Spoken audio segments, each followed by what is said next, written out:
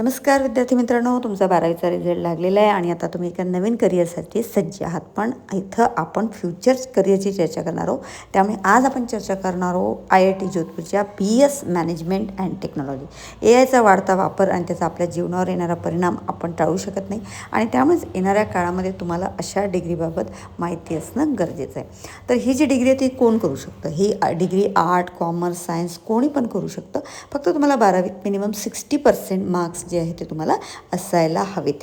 आणि तुम्हाला जर वाटत असेल की मला मॅनेजमेंट पण पाहिजे, मला AI पण पाहिजे, तर हा तुमच्यासाठी अगदी उत्तम पर्याय आहे.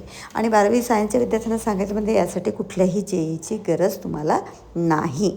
आणि तिसरी महत्त्वाची गोष्ट काय आहे आपल्यासाठी, की आपण कुठल्याही लेवल याच्यामधनं बाहेर पडू शकतो.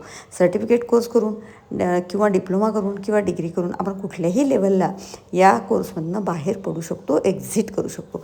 पण सल्ला माझा असा आहे तुम्हाला, की तुम्ही 4 वर्षाची डिग्री घ्या. म्हणजे IITचा जो एक टॅग असतो आपल्या लाईफमध्ये तो आपल्याला याच्यातनं मिळवता येईल.